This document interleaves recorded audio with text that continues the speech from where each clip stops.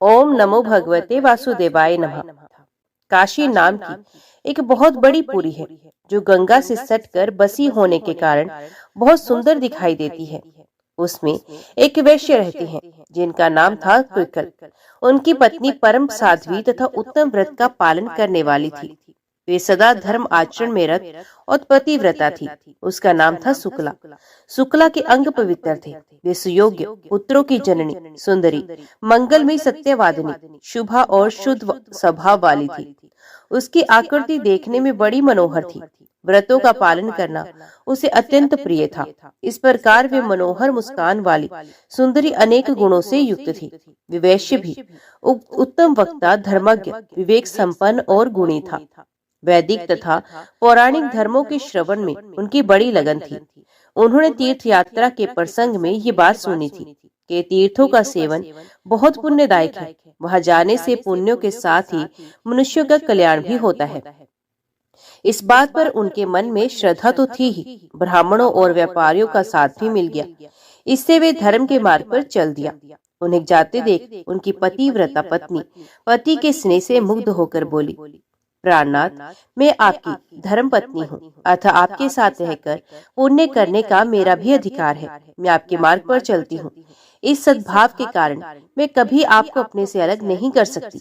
आपकी छाया का आश्रय लेकर मैं पातिव्रत्य के उत्तम व्रत का पालन करूंगी, जो नारियों के पाप का नाशक और उन्हें सद्गति प्रदान करता है। जो स्त्रीपति प्रायणा होती है वे संसार में पुण्यमयी कहलाती है।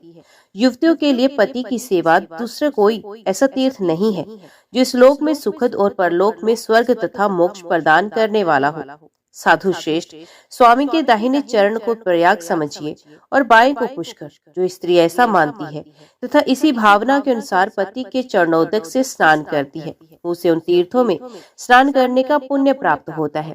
इसमें तनिक भी संदेह नहीं है कि स्त्रियों के लिए पति के चरणोदक का अभिषेक प्रयाग और पुष्कर तीर्थ में स्नान करने के समान है। पति समस्त तीर्थों के समान है। पति संपूर्ण धर्मों का स्वरूप है। यज्ञ की दीक्षा लेने वाले पुरुषों को यज्ञ के अनुष्ठान से जो पुण्य प्राप्त होता है, वही पुण्य साध्वी स्त्री अपने पति की पूजा करके तत्काल पा लेती है।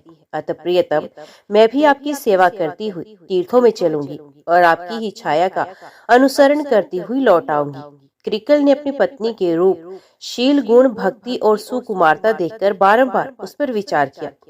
यदि मैं अपनी पत्नी को साथ ले लूं तो मैं अत्यंत दुखमय दुर्गम मार्ग पर चल भी सकूंगा, किंतु वहां सर्दी और धूप के कारण इस बेचारी का तो हुलिया ही बिगड़ जाएगा।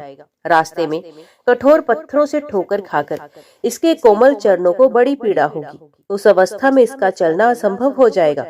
भूख प्यास से जब इसके शरीर को कष्ट पहुंचेगा तो ना जाने इसकी क्या दशा होगी।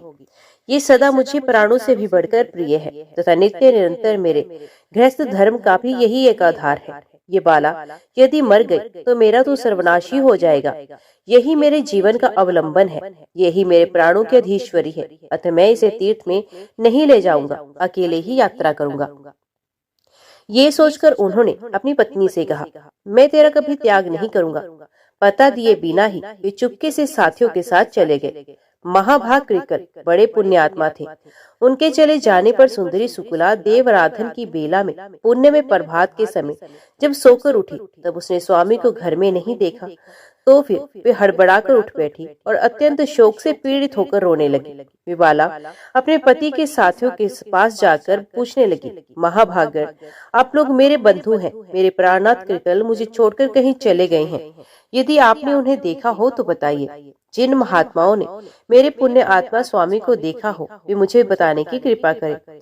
उसकी बात सुनकर जानकर लोगों ने उससे परम बुद्धिमान कृकल के विषय में इस प्रकार कहा, शुभे, तुम्हारे स्वामी कृकल धार्मिक यात्रा के प्रसंग से तीर्थ सेवन के लिए गए हैं। तुम शोक क्यों करती हो? भद्रे, वे बड़े बड़े तीर्थों की यात्रा पूरी करके फिर लौटेंगे। राजन, विश्वासी पुरुषों के द्वारा इस प्रकार विश्वास दिलाए जाने पर सकुला पुण्य अपने घर लौट आई और करुण स्वर से फूट फूट कर रोने लगी। वे पति प्रायणा नारी थी। उसने ये निश्चय कर लिया कि जब तक मेरे स्वामी लौटकर नहीं आएंगे तब तक मैं भूमि पर चटाई बिछाकर सोऊंगी। घी, तेल और दूध, दही नहीं खाऊंगी। पान और नमक का भी त्याग करूंगी। गुड़ आदि मीठी वस्तुओं को भी त्याग दूंगी। जब तक मेरे स्वामी का पुण्य यहाँ आगमन नहीं होगा, तब तक एक समय भोजन करूंगी अथवा उपवास करके ही रह जाऊंगी। इस प्रकार नियम लेकर सकुला बड़े दुख से दिन बताने लगी। उसने एक वेणी धारण करना आरंभ किया। एक ही अंगिया से वे अपने शरीर को ढकने लगी। उसका वेश मलिन हो गया।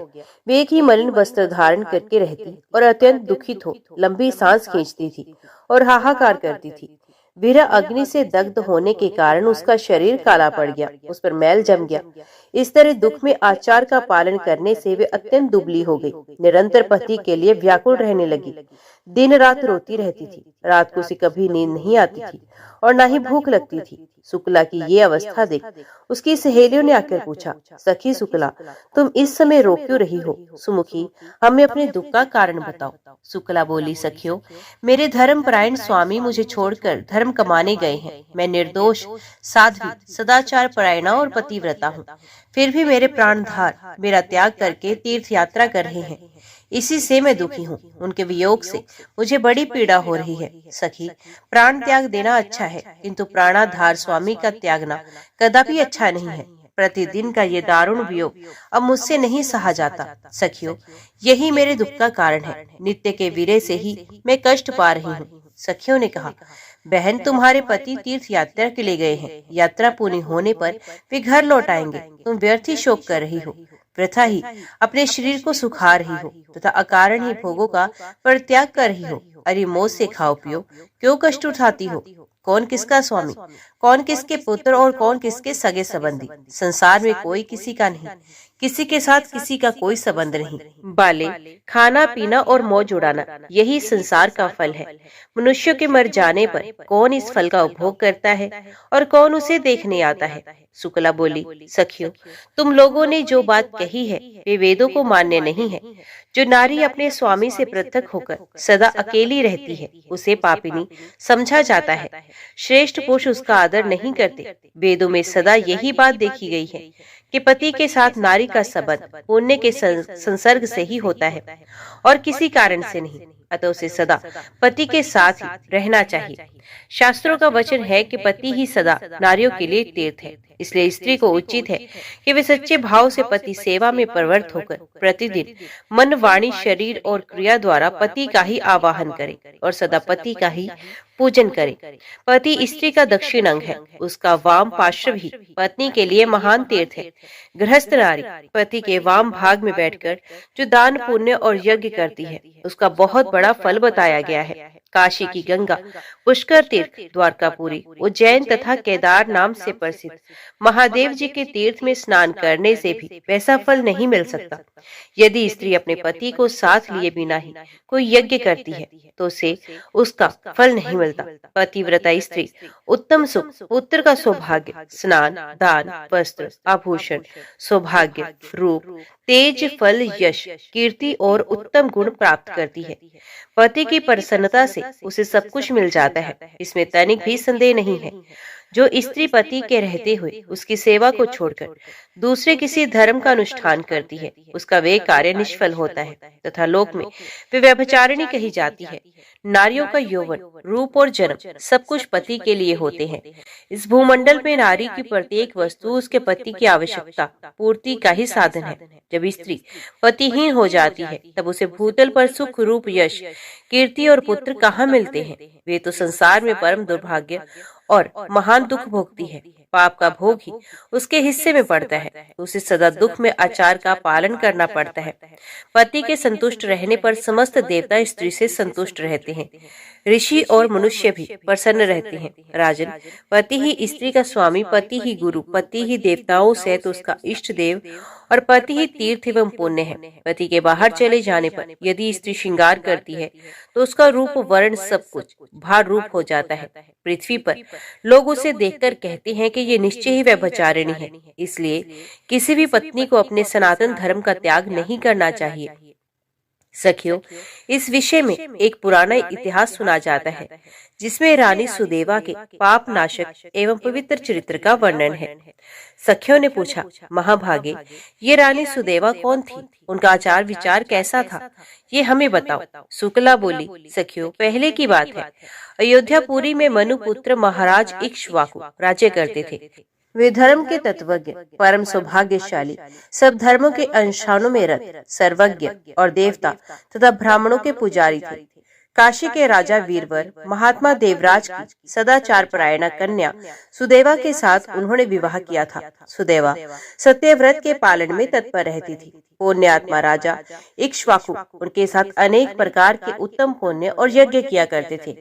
एक दिन महाराज अपनी रानी के साथ गंगा के तटवर्ती वन में गए। वहां शिकार खेलने लगे। उन्होंने बहुत से सिंहों और शुक्रों को मारा। वे शिकार में लगे ही हुए थे कि इतने ही उनके सामने एक बहुत बड़ा सुअर आ निकला।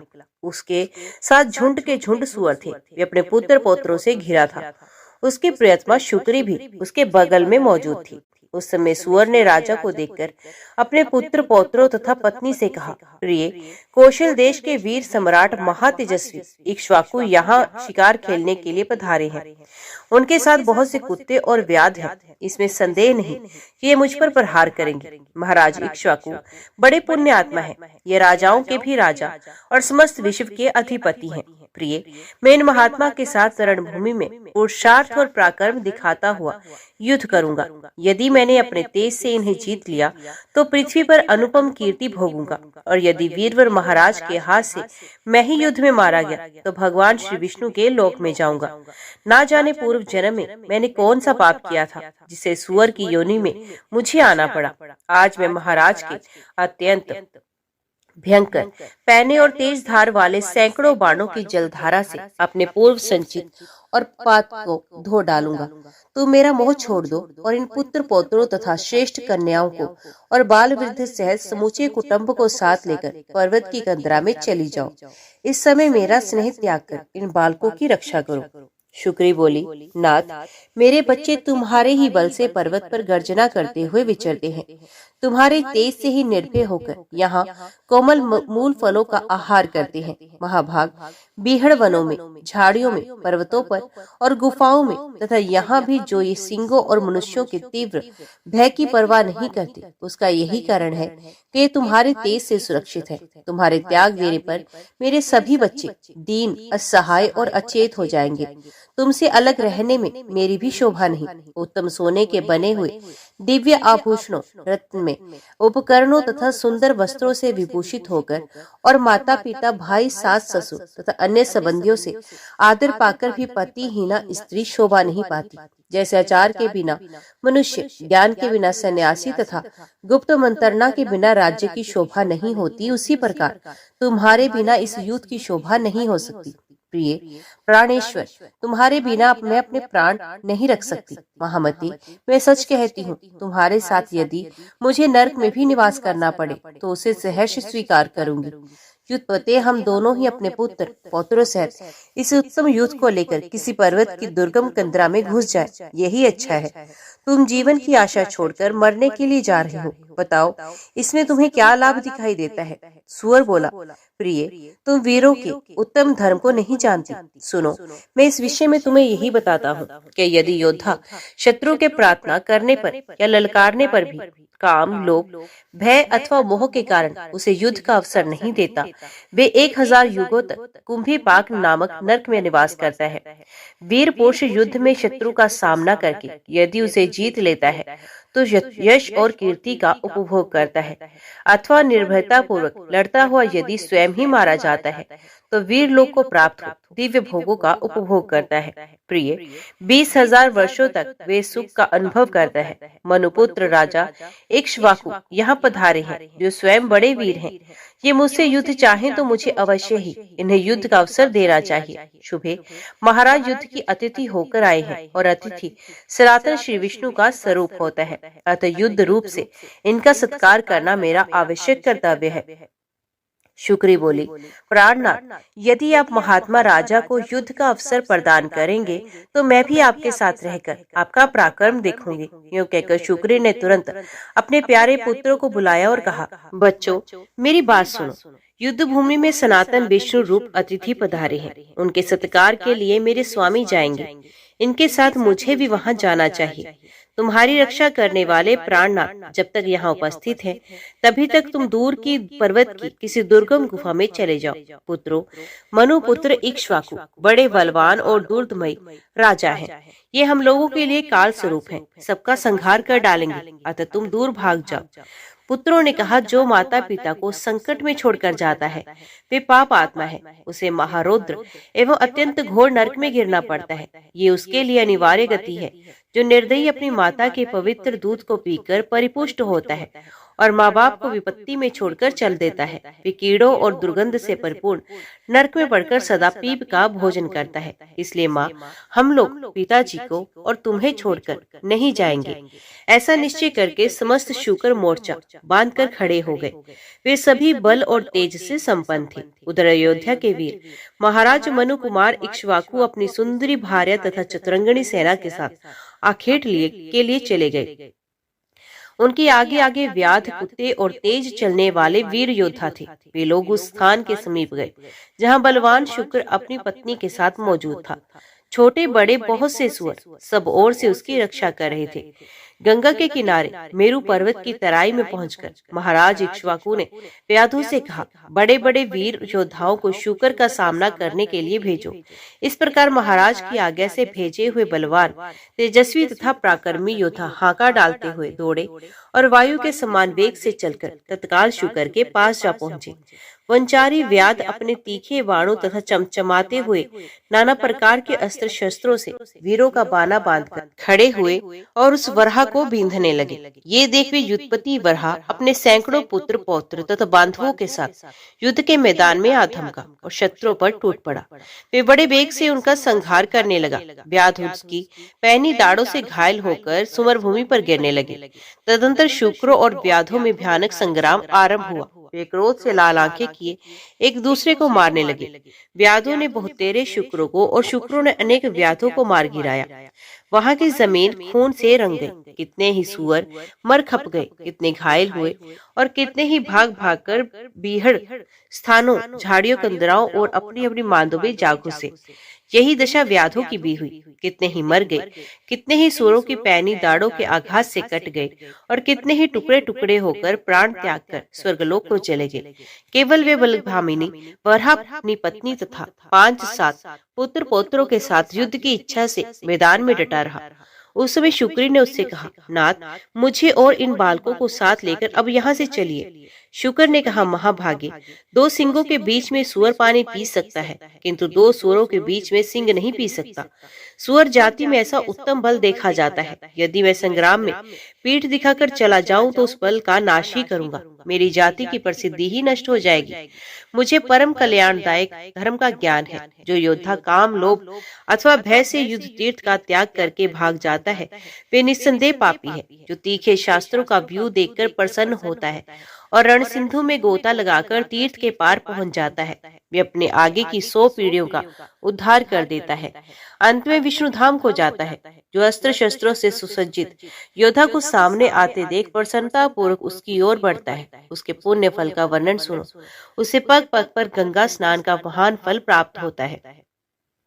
जो काम या लोभवश युद्ध से भागकर घर की ओर चला जाता है वे अपनी माता के दोष को प्रकाशित करता है और व्यभिचार से उत्पन्न कहलाता है। मैं इस वीर धर्म को जानता हूँ, अतः युद्ध छोड़कर भाग कैसे सकता हूँ। तुम बच्चों को लेकर यहाँ से चली जाओ और सुख पूर्वक जीवन व्यतीत करो। पति की बात सुनकर शुक्री बोली, प्रिय, मैं तुम्हारे स्नेह बंधन में बंधी हूँ। तुमने प्रेम, आदर, हास, परिहास तथा रति, क्रीड़ा आदि के द्वारा मेरे मन को बांध लिया है, अतः मैं पुत्रों के साथ तुम्हारे सामने प्राण त्याग करूंगी। इस तरह बातचीत करके एक दूसरे का हित चाहने वाले दोनों पति पत्नी ने युद्ध का ही निश्चय किया। कौशल सम्राट इक्ष्वाकु ने देखा, वर्षा के समय आकाश में मेघ जिस प्रकार बिजली की चमक के साथ गरजते हैं, उसी तरह अपनी पत्नी के साथ शुक्र भी गर्जना करता हुआ आ रहा है और अपने खुरों के अग्रभाग से मानो महाराज को युद्ध के लिए ललकार रहा है। अपनी दुर्दश सेना को उस दुर्दश बरहा के द्वारा परास्त होते देख राजा इक्ष्वाकु को बड़ा क्रोध हुआ। उन्होंने धनुष और काल के समान भयंकर बाण लेकर अश्व के द्वारा बड़े वेग से शुक्र पर आक्रमण किया। उन्हें आते देख सुअर भी आगे बढ़ा। वे घोड़े के पैरों के नीचे आ गया। इतने में ही राजा ने उसे अपने तीखे बाण का निशाना बनाया। सुअर घायल होकर बड़े वेग से उछला और घोड़े सहित उन राजा को लांग गया। उसने अपनी दाढ़ों से मारकर घोड़े के पैरों में घाव कर दिया। उससे उसको बड़ी पीड़ा हो रही थी, उसे चला नहीं जाता था। अंत गुआ वे पृथ्वी पर गिर पड़ा। तब राजा एक छोटे से रथ पर सवार हो गया। युद्धपति सुअर अपनी जाति के स्वभाव अनुसार रणभूमि में भयंकर गर्जना कर रहा था। इतने में ही कौशल सम्राट ने उसके ऊपर गदा से प्रहार किया। गदा का आघात पाकर उसने शरीर त्याग दिया और भगवान श्री विष्णु के श्रेष्ठ धाम में प्रवेश किया। इस प्रकार महाराज इक्ष्वाकु के साथ युद्ध करके वे शुक्रराज हवा के वेग से उखड़कर गिरे हुए वृक्ष की भांति पृथ्वी पर गिर पड़ा। उस समय देवता उसके ऊपर फूलों की वर्षा कर रहे थे। तदंतर वे समस्त शूर, क्रूर और भयंकर व्याध हाथों में पाश लिए उस शुक्र की ओर चले। शुक्र अपने 4 बच्चों को घेर कर खड़ी थी। उस महासमर में कुटुंब सहित अपने पति को मरा देख वे शोक से मोहित होकर पुत्रों से बोली, बच्चों, जब तक मैं यहाँ खड़ी हूँ तब तक शीघ्र गति से अन्यंतर भाग जाओ। ये सुनकर उनमें से ज्येष्ठ पुत्र ने कहा, मैं जीवन के लोभ से अपनी माता को संकट में छोड़कर चला जाऊं, ये कैसे हो सकता है? माँ, यदि मैं ऐसा करूं तो मेरे जीवन को धिक्कार है। मैं अपने पिता के वैर का बदला लूंगा, युद्ध में शत्रु को परास्त करूंगा। तो मेरे तीनों छोटे भाइयों को लेकर पर्वत की कंदरा में चली जाओ। जो माता पिता को विपत्ति में छोड़कर जाता है वे पाप आत्मा है, उसे कोटि कोटि कीड़ों में भरे हुए नरक में पड़ना पड़ता है। बेटे की बात सुनकर शुक्री दुख से आतुर होकर बोली, आह मेरे बच्चे, मैं महापापिनी तुझे छोड़कर कैसे जा सकती हूँ? मेरे ये 3 पुत्र भले ही चले जाएं। ऐसा निश्चय करके उन दोनों माँ बेटे ने शेष 3 बच्चों को आगे कर लिया और व्याधों के देखते देखते वे विकट मार्ग से जाने लगे। समस्त शुक्र अपने तेज और बल से जोश में आकर बारंबार गरज रहे थे। इसी बीच में वे शूरवीर व्याध वेग से चलकर वहां पहुंचे। शुक्री और शुक्र दोनों माँ बेटे व्याधों का मार्ग रोककर खड़े हो गए। व्याध तलवार, बाण और धनुष लिए अधिक समीप आ गए और तीखे तोमर, चक्र तथा मूसलों का प्रहार करने लगे। ज्येष्ठ पुत्र माता को पीछे करके व्याधों के साथ युद्ध करने लगा। कितनों की दाढ़ों को कुचल कर उसने मार दिया, कितनों को थुथनों की चोट से धराशायी कर दिया, कितनों को खुरों के अग्रभाग से मारकर मौत के घाट उतार दिया। बहुत से शूरवीर रणभूमि में ढेर हो गए। राजा इक्ष्वाकु संग्राम में सुअर को युद्ध करते देखकर और उसे पिता के समान ही शूरवीर जानकर स्वयं उसके सामने आए। महातेजस्वी प्रतापी मनु कुमार के हाथ में धनुष बाण थे। उन्होंने अर्धचंद्राकार तीखे बाण से शुक्र पर प्रहार किया। उसकी छाती छिद गई और वे राजा के हाथ से घायल होकर पृथ्वी पर गिर पड़ा। गिरते ही उसके प्राण पखेरु उड़ गए। पुत्र के शोक और मोह से अत्यंत व्याकुल होकर शुक्री उसकी लाश पर गिर पड़ी। फिर संभल कर और व्याकुल होकर उसने अपने थूथन से ऐसा प्रहार किया जिससे अनेकों शूरवीर धरती पर गिर पड़े। कितने ही व्याध धराशायी हो गए, कितने ही भाग गए और कितने ही काल के गाल में चले गए। शुक्री अपनी दाढ़ों के प्रहार से राजा की विशाल सेना को खदेड़ने लगी। ये देख काशी नरेश देवराज की पुत्री महारानी सुदेवा ने अपने पति से कहा, प्राणनाथ, इस शुक्री ने आपकी बहुत बड़ी सेना का विध्वंस कर डाला है, फिर भी आप उसकी अपेक्षा क्यों कर रहे हैं? मुझे इसका कारण बताइए। महाराज ने उत्तर दिया, प्रिय, ये स्त्री है। स्त्री के वश से देवताओं ने बहुत बड़ा पाप बताया है, इसलिए मैं इस शुक्री को ना तो स्वयं मारता हूँ और न किसी दूसरे को ही इसे मारने भेज रहा हूँ। इसके वध के कारण होने वाले पाप से मुझे भय लगता है। यूं कहकर महाबुद्धिमान राजा चुप हो गए। व्याधों में एक का नाम भार्गव था। उसने देखा शुक्री समस्त वीरों का संहार कर रही है। बड़े बड़े सूरमा भी उसके सामने टिक नहीं पा रहे। ये देख व्याध ने बड़े वेग से एक पैने बाण का प्रहार किया और शुक्री को बींध डाला। शुक्री ने भी झपट कर व्याध को पछाड़ दिया। व्याध ने गिरते गिरते शुक्री पर तेज धार वाली तलवार का भरपूर हाथ जमाया। वे बुरी तरह से घायल होकर गिर पड़ी और धीरे धीरे सांस लेती हुई मूर्छित हो गई। रानी सुदेवा ने उस पुत्र वत्सला शुक्री को जब धरती पर गिरकर बेहोश होते और ऊपर को श्वास लेते देखा तो उनका हृदय करुणा से भर आया। वे उस दुखिनी के पास गई और ठंडे जल से उसका मुंह धोया, फिर समस्त शरीर पर पानी डाला। इसे शुक्री को कुछ होश आया। उसने रानी को पवित्र एवं शीतल जल से अपने शरीर का अभिषेक करते देख मनुष्यों की बोली में बोली, देवी, तुमने मेरा अभिषेक किया है, इसलिए तुम्हारा कल्याण हो। तुम्हारे दर्शन और स्पर्श से आज मेरी पाप राशि नष्ट हो गई है।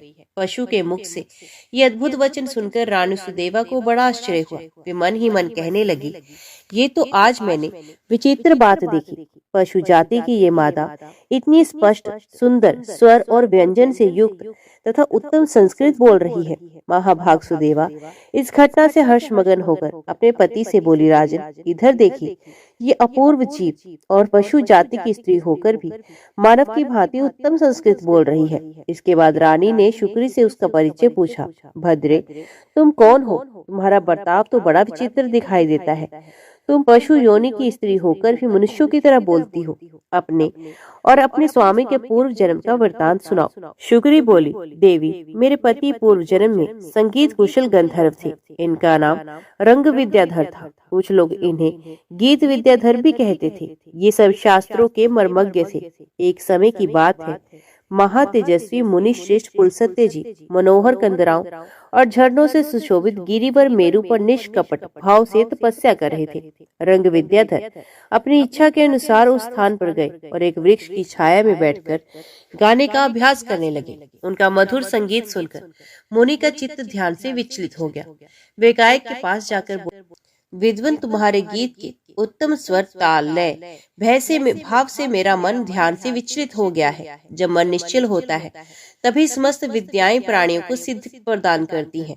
मन एकाग्र होने पर ही तप और मंत्रों की सिद्धि होती है। इंद्रियों का ये महान समुदाय अधम और चंचल है। ये मन को ध्यान से हटाकर सदा विषयों की ओर ले जाता है। इसलिए जहाँ शब्द, रूप तथा युवती स्त्री का भाव होता है, वहीं मुनि लोग अपने तप की सिद्धि के लिए जाया करते हैं। तुम्हारे संगीत से मेरे ध्यान में बाधा पड़ती है, अतः मेरा अनुरोध है कि तुम इस स्थान को छोड़कर कहीं अन्यत्र चले जाओ, अन्यथा मुझे भी यह स्थान छोड़कर दूसरी जगह जाना होगा।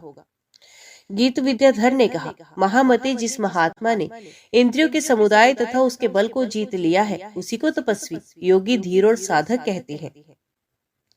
आप जितेंद्रिय नहीं है, इसलिए तेज से हीन है। ब्राह्मण, ये वन सबके लिए साधारण है। इस पर सबका समान अधिकार है। इसमें कोई ननु नच नहीं हो सकता। जैसे इसके ऊपर देवताओं और संपूर्ण जीवों का सब तत्व है, उसी प्रकार मेरा और आपका भी है। ऐसी दशा में मैं इस उत्तम वन को छोड़कर क्यों चला जाऊं? आप जाएं, चाहे रहें, मुझे इसकी परवाह नहीं। विप्र और पुलसत्य जी धर्मात्मा थे, इसलिए वे क्षमा करके स्वयं ही उस स्थान को छोड़कर अन्यत्र चले गए और योगासन से बैठकर तपस्या करने लगे। महाभाग मुनि श्रेष्ठ पुलसत्य के चले जाने पर दीर्घ काल के पश्चात गंधर्व को पुण्य उनका स्मरण हो आया।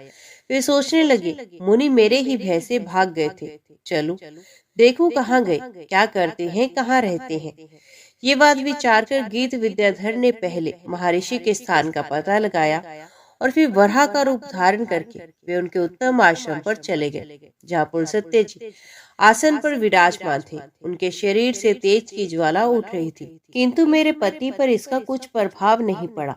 वे कुछ चेष्टा पूर्वक थूथन के अग्रभाग से उन नियमशील ब्राह्मण का तिरस्कार करने लगे, यहाँ तक कि उनके आगे जाकर उन्होंने मल मूत्र तक कर दिया, किंतु पशु जानकर मुनि ने उनको छोड़ दिया, दंड नहीं दिया। मुनि की इस क्षमा का मेरे पति पर उल्टा ही असर हुआ। उनकी उदंडता और भी बढ़ गई। एक दिन शुक्र के ही रूप में वे वहां फिर से गए और बारंबार अट्टहास करने लगे। कभी ठहाका हाथ मारकर हंसता तो कभी रोता और कभी मधुर स्वर में गीत गाता। सुअर की चेष्टा छिपी देखकर मुनि समझ गए कि हो ना हो ये वही नीच गंधर्व है और मुझे ध्यान से विचलित करने की चेष्टा कर रहा है। फिर तो उन्हें बड़ा क्रोध आया और वे शाप देते हुए बोले, ओह महापापी, तो शुक्र का रूप धारण करके मुझे इस प्रकार विचलित कर रहा है, इसलिए अब शुक्र की ही योनि में जा।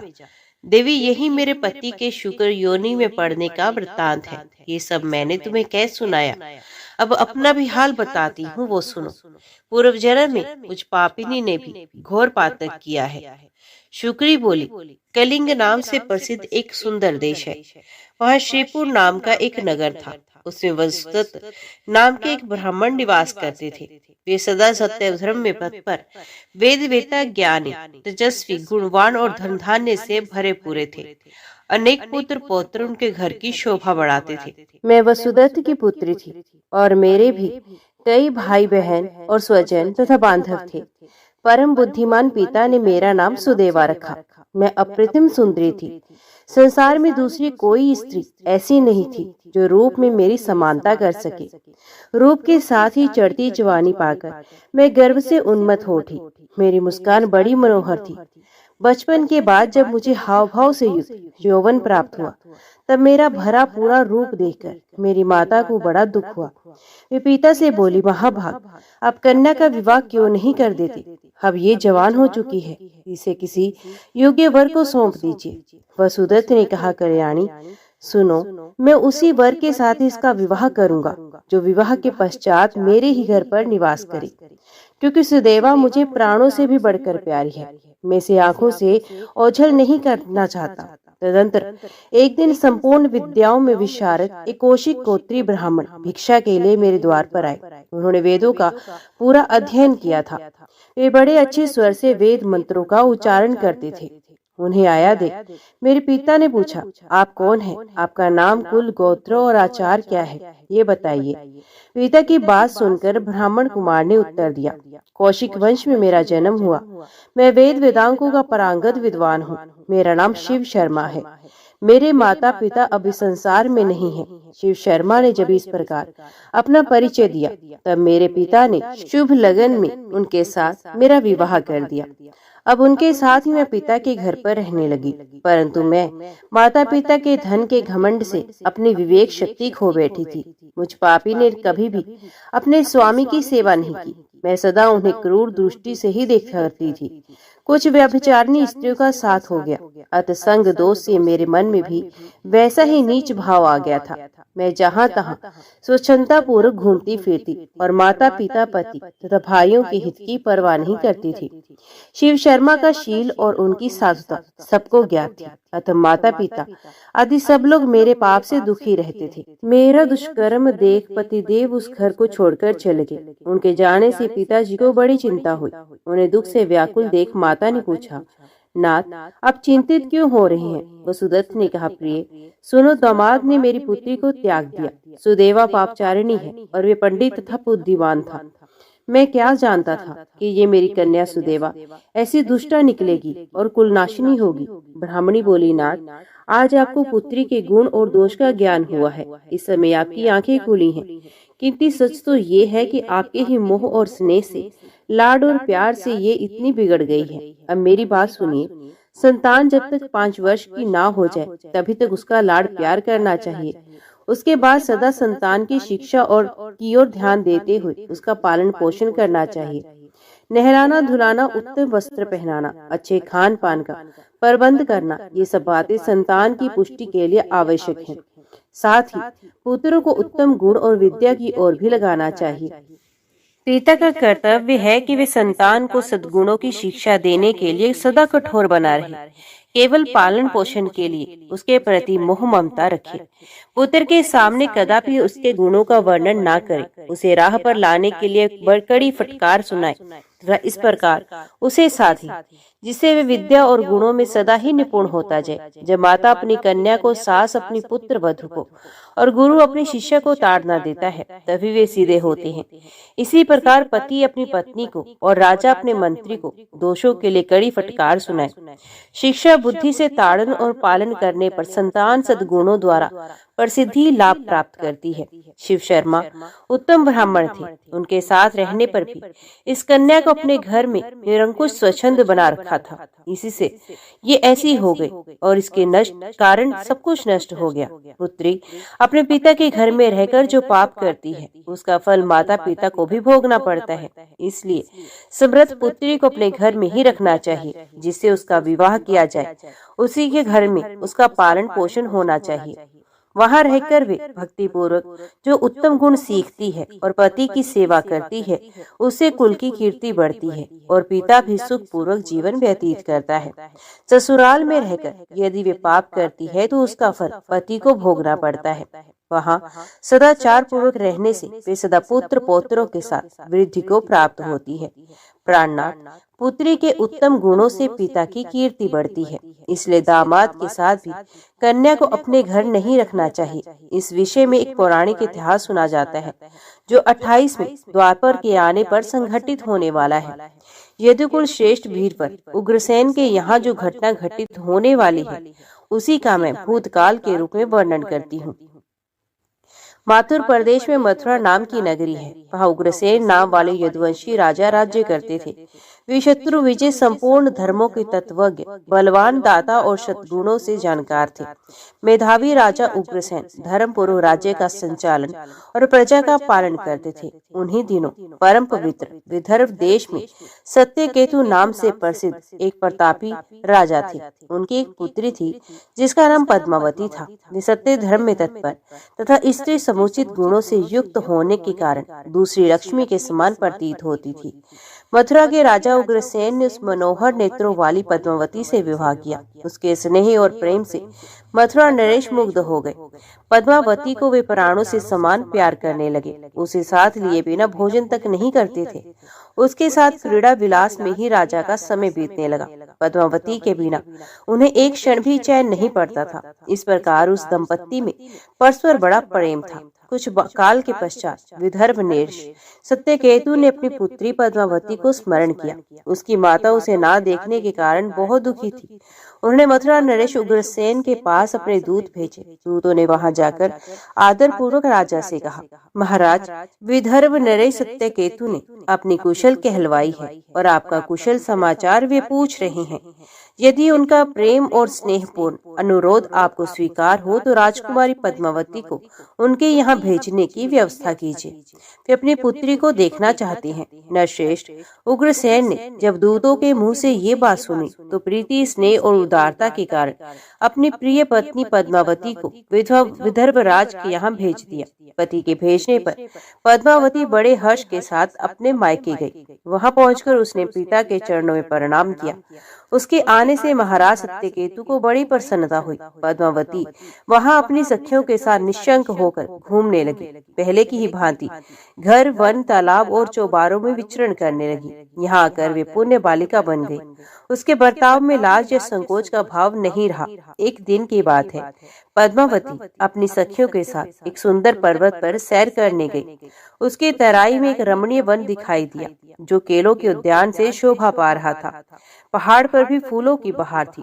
राजकुमारी ने देखा, एक और ऐसा रमणीय पर्वत, दूसरी ओर मनोहर वनस्थली और बीच में स्वच्छ जल से भरा सर्वतोभद्र नामक तालाब है। बालोचित चपलता, नारी स्वभाव और खेल कूद की रुचि, इन सब का प्रभाव उसके ऊपर पड़ा। वे सहेलियों के साथ तालाब में उतर पड़ी और हंसती गाती हुई जल क्रीड़ा करने लगी। इसी समय कुबेर का सेवक गोभिल नामक दैत्य दिव्य विमान पर बैठकर आकाश मार्ग से कहीं जा रहा था। तालाब के ऊपर आने पर उसकी दृष्टि विशाल नेत्रों वाली विदर्भ राजकुमारी पद्मावती पर पड़ी, जो निर्भय होकर स्नान कर रही थी। गोभिल की ज्ञान शक्ति बहुत बड़ी हुई थी। उसने निश्चित रूप से जान लिया कि ये विदर्भ नरेश की कन्या और महाराज उग्रसेन की प्यारी पत्नी है, परंतु ये तो पतिव्रता होने के कारण आत्म बल से सुरक्षित है। पुरुषों के लिए इसे प्राप्त करना कठिन है। उग्रसेन महामूर्ख है जो उसने ऐसी सुंदरी पत्नी को मायके भेज दिया है। आह, ये पतिव्रता नारी पराये पुरुष के लिए दुर्लभ है। इधर कामदेव मुझे अत्यंत पीड़ा दे रहे हैं। मैं किस प्रकार इसके निकट जाऊं और कैसे इसका उपभोग करूं? इसी उधेड़ बुन में पड़े पड़े उसने अपने लिए एक उपाय निकाला। गोभिल ने महाराज उग्रसेन का माया में रूप धारण किया। वे ज्यों का त्यों उग्रसेन बन गया। वही अंग, वही उपांग, वैसे ही वस्त्र, वैसी तरह का वेश और वही अवस्था। पूर्ण रूप से उग्रसेन सा होकर वे पर्वत के शिखर पर उतरा और एक अशोक वृक्ष की छाया में शिला के ऊपर बैठकर उसने मधुर स्वर से संगीत छेड़ दिया। वे गीत संपूर्ण विश्व को मोहित करने वाला था। ताल, लय और उत्तम स्वर से युक्त उस मधुर गान को सखियों के मध्य बैठी हुई सुंदरी पद्मावती ने भी सुना। वे सोचने लगी, कौन गायक ये गीत गा रहा है? राजकुमारी के मन में उसे देखने की उत्कंठा हुई। उसने सखियों के साथ जाकर देखा। अशोक की छाया में उज्जवल शिलाखंड के ऊपर बैठा हुआ कोई पुरुष गा रहा है। वे महाराज उग्रसेन सा ही जान पड़ता है। वास्तव में तो वे राजा के वेश में एक नीच दानव गोभिल था। पद्मावती विचार करने लगी, मेरे धर्मपरायण स्वामी मथुरा नरेश अपना राज्य छोड़कर इतनी दूर कबोर कैसे आ गए। वे इस प्रकार सोच ही रही थी कि उस पापी ने स्वयं ही पुकारा, प्रिय आओ आओ देवी, तुम्हारे बिना मैं जी नहीं सकता। सुंदरी, तुमसे अलग रहकर मेरे लिए इस प्रिय जीवन का भार वहन करना भी असंभव है। तुम्हारे स्नेह ने मुझे मोह लिया है, अतः मैं तुम्हें छोड़कर कहीं नहीं रह सकता। पति रूपधारी दैत्य के ऐसा कहने पर पद्मावती कुछ लज्जित सी होकर उसके सामने गई। वे पद्मावती का हाथ पकड़कर उसे एकांत में ले गया और वहां अपनी इच्छा के अनुसार उसका उपभोग किया। महाराज उग्रसेन के गुप्तांग में कुछ खास निशानी थी जो उस पुरुष में दिखाई नहीं दी। इसे सुंदरी पद्मावती के मन में उसके प्रति संदेह उत्पन्न हुआ। राजकुमारी ने अपने वस्त्र संभाल कर पहन लिए, किंतु उसके हृदय में इस घटना से बड़ा दुख हुआ। वे क्रोध में भरकर नीच दानव गोभिल से बोले, ओ नीच, जल्दी बता तू कौन है। तेरा आकार दानव जैसा है, तू पापाचारी और निर्दयी है। ये कहते कहते आत्म गलानी के कारण उसकी आंखें भर आई। वे शाप देने को उद्यत होकर बोले, दुरात्मन, तूने मेरे पति के रूप में आकर मेरे साथ छल किया है और इस धर्म में शरीर को अपवित्र करके मेरे उत्तम पातिव्रत्य का नाश कर डाला है। अब यही तू मेरे भी प्रभाव देख ले, मैं तुझे अत्यंत कठोर शाप दूंगी। उसकी बात सुनकर गोभिल ने कहा, पतिव्रता स्त्री, भगवान श्री विष्णु तथा उत्तम ब्राह्मण के भय से तो समस्त राक्षस और दानव दूर भागते हैं। मैं दानव धर्म के अनुसार ही इस पृथ्वी पर विचर रहा हूँ। पहले मेरे दोष का विचार करो कि इस अपराध पर तुम मुझे शाप देने को उद्यत हुई हो। पद्मावती बोली, पापी, मैं साध्वी और पतिव्रता हूँ। मेरे मन में केवल अपने पति की कामना है।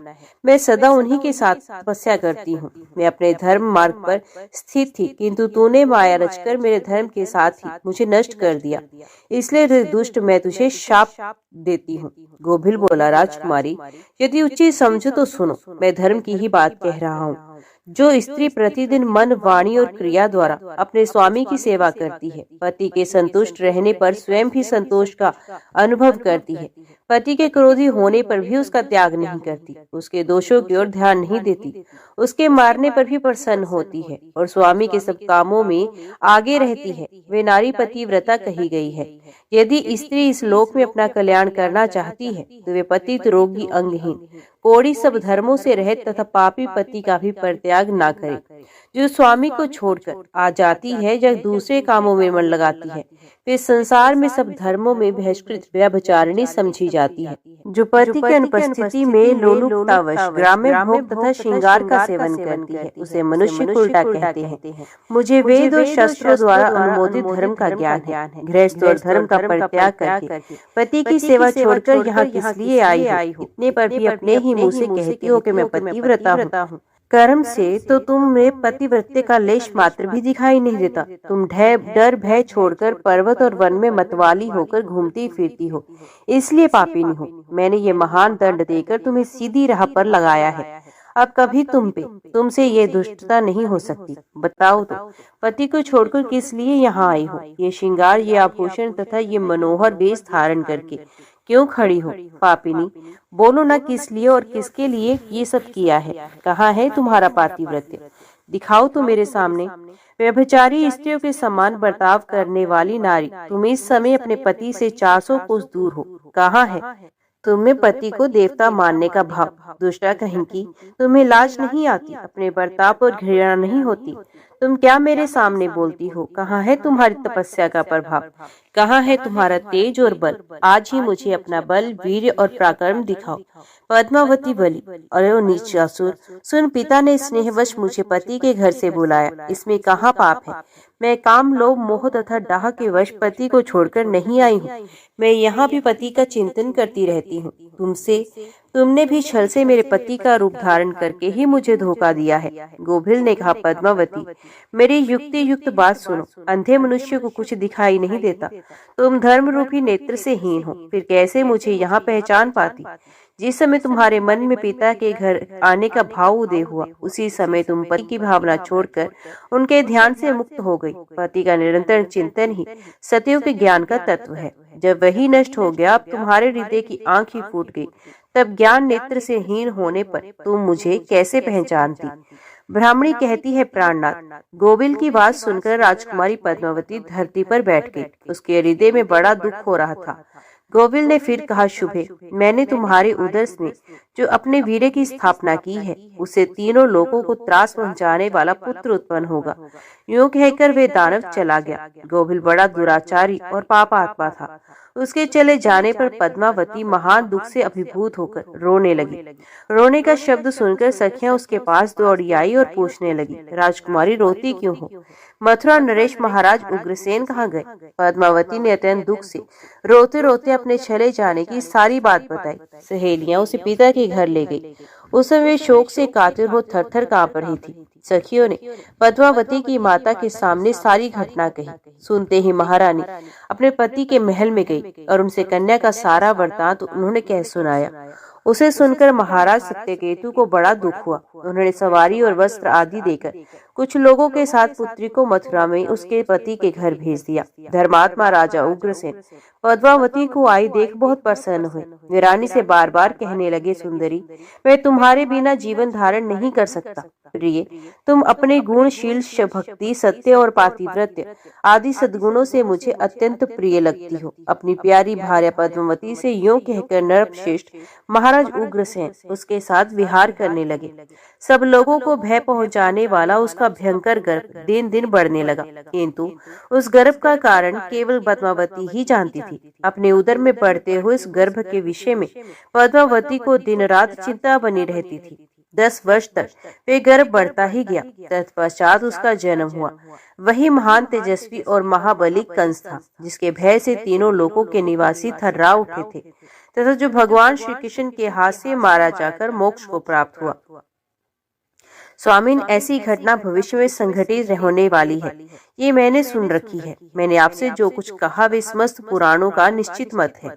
इस प्रकार पिता के घर में रहने वाली कन्या बिगड़ जाती है। अतः कन्या को घर में रखने का मोह नहीं करना चाहिए। ये सुदेवा बड़ी दुष्टा और महापापिनी है। अतः इसका परित्याग करके आप निश्चिंत हो जाइए। शुक्री कहती है, माता की ये बात सुन। ये उत्तम सलाह सुनकर मेरे पिता वसुदत्त ने मुझे त्याग देने का ही निश्चय किया। उन्होंने मुझे बुलाकर कहा, दुष्टे कुल में कलंक लगाने वाली दुराचारिणी, तेरे ही अन्याय से परम बुद्धिमान शिव शर्मा चले गए। जहाँ तेरे स्वामी रहते हैं वहाँ तू भी चली जा, अथवा जो स्थान तुझे अच्छा लगे वहाँ जा। जैसा जी में आए वैसा कर। महारानी जी यो कहकर माता पिता और कुटुंब के लोगों ने मुझे त्याग दिया। मैं तो अपनी लाज हया खो चुकी थी। शीघ्र ही वहां से चल दी, किंतु कहीं भी मुझे ठहरने के लिए स्थान और सुख नहीं मिलता था। लोग मुझे देखते ही ये उल्टा आई कहकर दुत्कारने लगते थे।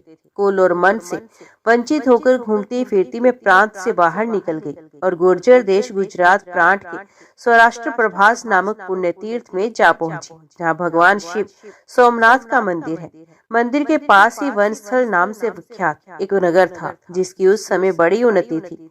वे भूख से अत्यंत पीड़ित थी, इसलिए खपरा लेकर भीख मांगने चली, परंतु सब लोग मुझसे घृणा करते थे। ये पापिनी आई, भगाओ इसे, यूं कहकर कोई भी मुझे भिक्षा नहीं देता था। इस प्रकार दुख में जीवन व्यतीत करती मैं बड़े भारी रोग से पीड़ित हो गई।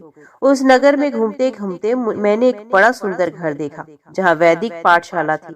वे घर अनेक ब्राह्मणों से भरा था और वहाँ सब और वेद मंत्रों की ध्वनि हो रही थी। लक्ष्मी से युक्त और आनंद से परिपूर्ण उस रमणीय गृह में मैंने प्रवेश किया। वे सबोर से मंगल में प्रतीत होता था। मेरे पति शिव शर्मा का ही घर था। मैं दुख से पीड़ित होकर बोली, भिक्षा दीजिए। द्विश्रेष्ठ शिव शर्मा ने भिक्षा का शब्द सुना। उनकी एक भार्या थी जो साक्षात लक्ष्मी के समान रूपवती थी। उसका मुख बड़ा ही सुंदर था। वे मंगला नाम से प्रसिद्ध थी। परम बुद्धिमान धर्मात्मा शिव शर्मा ने मंद मंद मुस्कुराते हुए अपनी पत्नी मंगला से कहा, प्रिय, ये देखो, एक दुबली पतली स्त्री आई है जो भिक्षा के लिए द्वार पर खड़ी है। इसे घर में बुलाकर अत्यंत करुणा से भोजन कराओ। मुझे आई जानकर मंगल का हृदय अत्यंत करुणा से भर गया। उसने मुझ दीन दुर्बल भिक्षु को मिष्ठान भोजन कराया। मैं अपने पति को पहचान गई थी। उन्हें देखकर लज्जा से मेरा मस्तक झुक गया। परम सुंदरी मंगला ने मेरे इस भाव को लक्ष्य किया और स्वामी से पूछा, प्राणनाथ, ये कौन है जो आपको देखकर लजा रही है? मुझ पर कृपा करके इसका यथार्थ परिचय दीजिए। शिव शर्मा ने कहा, प्रिय, ये विप्रवर वसुदत्त की कन्या है। बेचारी इस समय भिक्षु के रूप में यहाँ आई है। इसका नाम सुदेवा है। ये मेरी कल्याणमयी भार्या है, जो मुझे सदा ही प्रिय रही है। किसी विशेष कारण से अपना देश छोड़कर यहाँ आई है। ऐसा समझकर तुम्हें इसका अच्छे ढंग से स्वागत सत्कार करना चाहिए। यदि तुम मेरा भली भांति प्रिय करना चाहती हो तो इसके आदर भाव में कोई कमी न रहे। पति की बात सुनकर मंगलमयी मंगला बहुत प्रसन्न हुई। उसने अपने ही हाथों मुझे स्नान कराकर उत्तम वस्त्र पहनाए और स्वयं भोजन कराकर खाने पिलाने लगी। रानी जी, अपने स्वामी के द्वारा इतना सम्मान पाकर मुझे अपार दुख हुआ। मेरे हृदय में पश्चाताप की तीव्र अग्नि प्रज्वलित हो गई। मैंने मंगला के किए हुए सम्मान और अपने दुष्कर्म की ओर देखा। इससे मन में दुस्सह चिंता हुई, यहाँ तक कि प्राण जाने की नौबत आ गई। मैं ऐसी पापनी थी कि पति से कभी मीठे वचन तक नहीं बोली, उल्टे उन श्रेष्ठ ब्राह्मण के विपरीत बुरे कर्मों का ही आचरण करती रही। इसी प्रकार चिंता करते करते मेरा हृदय फट गया और प्राण शरीर छोड़कर चल बसे। यमराज के दूत आए और मुझे सांकल के दृढ़ बांधन में बांधकर यमपुरी में ले गए। मार्ग में जब मैं अत्यंत दुखी होकर रोती, तब वे मुझे मुद्दरों से पीटते और दुर्गम मार्ग से ले जाकर कष्ट पहुंचाते थे। बीच बीच फटकारे भी सुनाते। उन्होंने मुझे यमराज के सामने ले जाकर खड़ा किया। महात्मा यमराज ने बड़ी क्रोधपूर्ण दृष्टि से मेरी ओर देखा और मुझे अंगारों की ढेरी में फिकवा दिया। उसके बाद मैं कई नरकों में डाली गई। मैंने अपने स्वामी के साथ धोखा किया था, इसलिए एक लोहे का पोष बनाकर उसे आग से तपाया गया और मेरी छाती पर सुला दिया गया। नरक की प्रचंड आग में तपाई जाने पर मैं नाना प्रकार की पीड़ाओं से अत्यंत कष्ट पाने लगी। अस्पृश्यपन में पड़कर मेरा सारा शरीर छिन्न भिन्न हो गया था और फिर मैं पीप, रक्त और विष्ठा में डाली गई। कीड़ों से भरे कुंडल में डाली गई। आरी से मुझे चीरा गया। शक्ति नामक अस्त्र का भली भांति मुझ पर प्रहार किया गया। दूसरे दूसरे नरकों में भी मैं गिराई गई। अनेक योनियों में जन्म लेकर मुझे असहनीय दुख भोगना पड़ा। पहले सियार की योनि में पड़ी, फिर कुत्ते की योनि में जन्म लिया, तत्पश्चात सांप, मुर्गे, बिल्ली और चूहे की योनि में जाना पड़ा। इस प्रकार धर्मराज ने पीड़ा देने वाली प्राय सभी पाप योनियों में मुझे डाला। उन्होंने मुझे इस भूतल पर शुक्री बनाया। महाभागे, तुम्हारे हाथ में अनेक तीर्थों का वास है। देवी, तुमने अपने हाथ के जल से मुझे सींचा है, इसलिए तुम्हारी कृपा से मेरा सब पाप दूर हो गया। तुम्हारे तेज और पुण्य से मुझे अपने पूर्व जन्म की बातों का ज्ञान हुआ। रानी जी, इस समय संसार में केवल तुम ही सबसे बड़ी पतिव्रता हो, इसमें तनिक भी संदेह नहीं। तुमने अपने स्वामी की बहुत बड़ी सेवा की है। सुंदरी, यदि मेरा प्रिय करना चाहती हो तो अपनी एक दिन की पति सेवा का पुण्य मुझे अर्पण कर दो। इस समय तुम ही मेरी माता, पिता और सनातन गुरु हो। मैं पापिनी, दुराचारिणी, असत्यवादिनी और ज्ञानहीना हूँ। महाभागे, मेरा उद्धार करो। शुक्ला बोली, सखियो, शुक्री की ये बात सुनकर मेरी रानी सुदेवा ने राजा इक्ष्वाकु की ओर देखा और पूछा, मैं क्या करूं? ये शुक्री क्या कहती है? इक्ष्वाकु ने कहा, शुभे, ये बेचारी पाप योनि में पड़कर दुख उठा रही है, तो अपने पुण्यों से इसका उद्धार करो, इससे महान कल्याण होगा। महाराज की आज्ञा लेकर रानी सुदेवा ने शुक्री से कहा, देवी, मैंने अपना 1 वर्ष का पुण्य तुम्हें अर्पण किया। रानी सुदेवा के इतना कहते ही वे शुक्री तत्काल दिव्य देह धारण कर प्रकट हुई। उसके शरीर से तेज की ज्वाला निकल पड़ी। सब प्रकार के आभूषण और भांति भांति के रत्न उसकी शोभा बढ़ा रहे थे। वे साध्वी दिव्य रूप से युक्त हो दिव्य विमान पर बैठी और अंतरिक्ष लोक को चलने लगी। जाते समय उसने मस्तक झुकाकर रानी को प्रणाम किया और कहा, महाभागे, तुम्हारी कृपा से आज मैं पाप मुक्त होकर परम पवित्र एवं मंगल में वैकुंठ को जा रही हूँ। यो कहकर वे वैकुंठ को चली गई। शुक्ला कहने लगी, इस प्रकार पहले मैंने पुराणों में नारी धर्म का वर्णन सुना है। ऐसी दशा में जब पतिदेव यहाँ उपस्थित नहीं है, मैं किस प्रकार भोगों का उपभोग करूं? मेरे लिए ऐसा विचार निश्चय ही पापपूर्ण होगा। शुक्ला के मुख से इस प्रकार उत्तम पातिव्रत धर्म का वर्णन सुनकर सखियों को बड़ा हर्ष हुआ। नारियों को सद्गति प्रदान करने वाले उस परम पवित्र धर्म का श्रवण करके समस्त ब्राह्मण और पुण्यवती स्त्रियां धर्म रागिणी महाभागा शुक्ला की प्रशंसा करने लगी। श्री विष्णु कहते हैं, राजन कृकल वैश्य सब तीर्थों की यात्रा पूरी करके अपने साथियों के साथ बड़े आनंद से घर की ओर लौटे। वे सोचते थे मेरा संसार में जन्म लेना सफल हो गया, मेरे सब पितर स्वर्ग को चले गए होंगे। वे इस प्रकार विचार कर ही रहे थे कि एक दिव्य रूपधारी विशालकाय पुरुष उनके सामने उनके पिता पितामहों को प्रत्यक्ष रूप से बांधकर सामने प्रकट हुआ और बोला, वैश्य, तुम्हारा पुण्य उत्तम नहीं है, तुम्हें तीर्थ यात्रा का फल नहीं मिला, तुमने व्यर्थ ही इतना परिश्रम किया। ये सुनकर कृकल वैश्य दुख से पीड़ित हुआ। उन्होंने पूछा, आप कौन है जो ऐसी बातें कह रहे हैं? मेरे पिता पितामह क्यों बांधे गए हैं? मुझे तीर्थ का फल क्यों नहीं मिला? धर्म ने कहा, जो धार्मिक आचार और उत्तम व्रत का पालन करने वाली, श्रेष्ठ गुणों से विभूषित, पुण्य से अनुराग रखने वाली तथा पुण्य में पतिव्रता पत्नी को अकेली छोड़कर धर्म करने के लिए बाहर जाता है, उसका किया हुआ सारा धर्म व्यर्थ हो जाता है।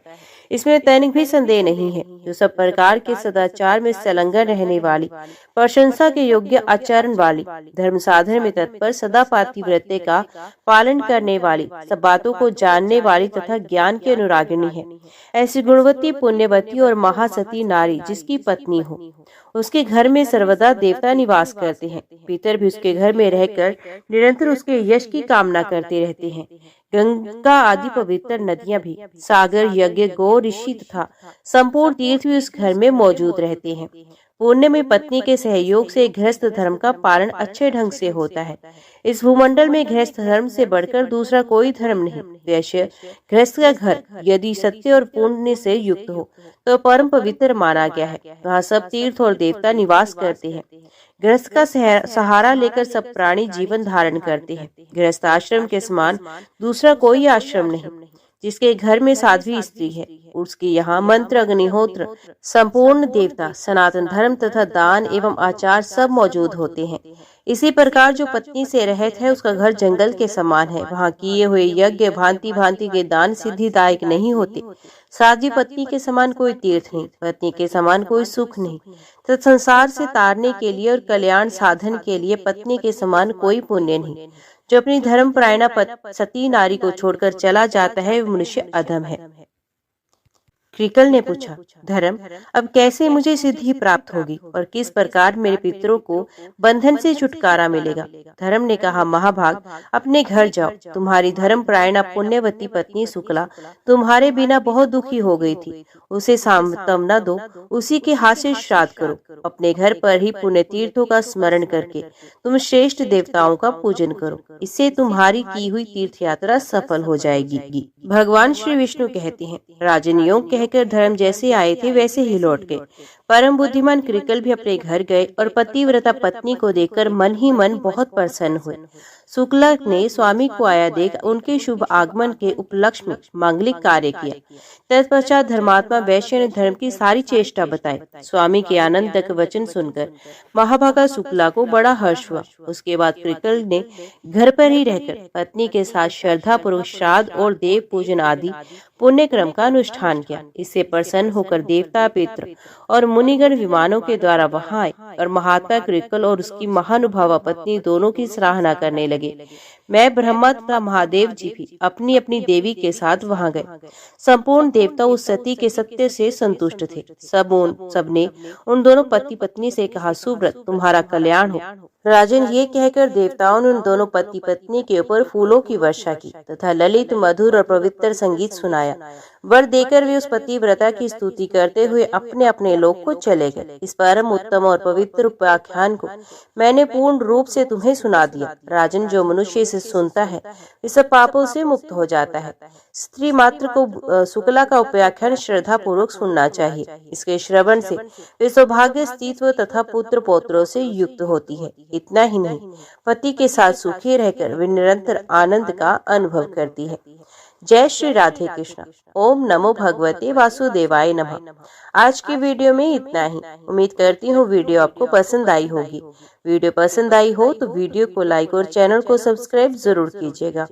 जय श्री हरि लिखकर कमेंट बॉक्स में अपनी हाजिरी और अपने सुझाव देना ना भूलेगा। तो मिलते हैं अगली कथा अगली वीडियो के साथ। तब तक के लिए देखते व सुनते रहिए। जय मां कंजक, जय माता दी।